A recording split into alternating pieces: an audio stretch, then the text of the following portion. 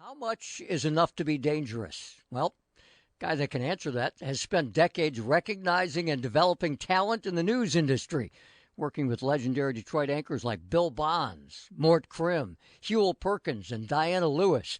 News talent agent Mort Meisner has written a memoir about his career titled Enough to be Dangerous, and it's being released next week on October 1st. He joins us live on WWJ News Radio 950. Good morning, Mort. Hey, Mike. Good morning. Thanks so much for having me on, man. What does the enough to be dangerous refer to? You know, it's funny. My son, who's 27 years old, helped me come up with the title, because it means a lot of things. I certainly grew up in danger in a real abusive household. I had some self-imposed danger by having a drug addiction in the 80s. And just being in the news business, knowing as much as I know about the industry, that also made me know enough to be dangerous. So there's lots of applications for it. Well, settle this once and for all, since you know so much about news. Is news biased these days? Yeah, so the thing is, I don't think news itself is biased. Here's the big problem. There's so much commentary and opinion that gets passed off as news.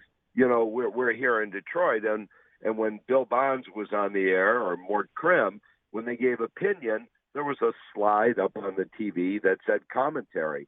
Now, some viewers and listeners who are not as sophisticated as we maybe think they are, they think everything they hear is news, and when a lot of it is commentary. And look, there's some people, we all have biases, but I always encourage my people to check them at the door.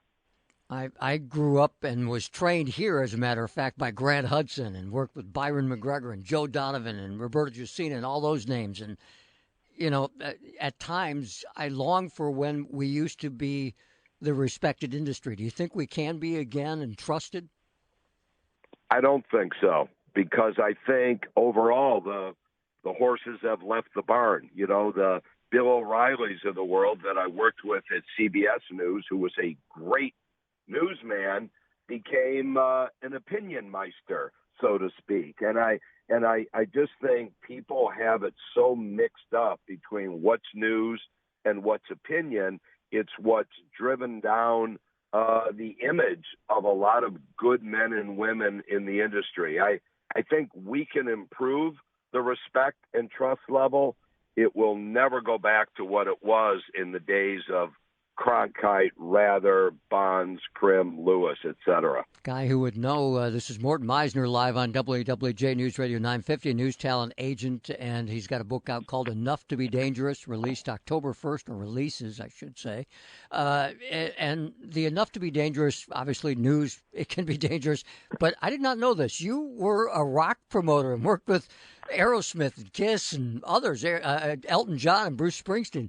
That had to be somewhat dangerous. Yeah, and I remember in 1970, the first time Elton came to Detroit, we brought him to the East Town, and he came out on stage with a pair of overalls and a giant pair of fake genitalia. And it was a crazy industry to be in. I was at the Grandy Ballroom. My friend owned it, Steve Glantz, the late Steve Glantz. And, a lot of people mistakenly have been schooled that Russ Gibb owned it. Well, Russ Gibb only worked there, despite what you've read, heard, and seen. But going on tour with those groups and people like Seeger and Springsteen, the things I saw, seeing them, the truth was stranger than fiction. It was a different time back then, let's just say that. Yeah, it was. I remember even what the bands made, of course, relatively speaking, was so much less. Rod Stewart playing Cobo Hall, a sellout with a giant gross amount of money, got paid $10,000, and that was a fortune back then. But of course, then groups toured to sell records, and now it's not like that. They tour to make millions. Once touring starts up again. Does your book more deal with, people maybe wondering if they should get into the TV or radio news business today, or how to get over a drug addiction, or any of the things that you've dealt with? On the drug addiction side, I grew up in an incredibly abusive area of Detroit, Myers and Fenkell. It was, low socioeconomic, a lot of racism there. I grew up in an abusive house, and I was always trying to find happiness, and I tried finding it in cocaine, and it certainly didn't work. All it did was cost me a lot of money. As far as getting in the industry, indirectly, yeah. I mean, I do talk about that because I think the next generation of people in our industry and the present ones need to do a better job on eliminating race bias in our industry, sex bias in our industry, because certainly even behind the scenes and on camera, we can do a hell of a lot better having more blacks and other minorities and women in positions of management. It's imperative.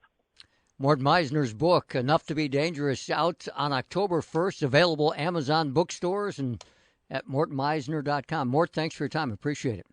Yeah, I appreciate it, and thank you so much. Great job. Thanks, Mort.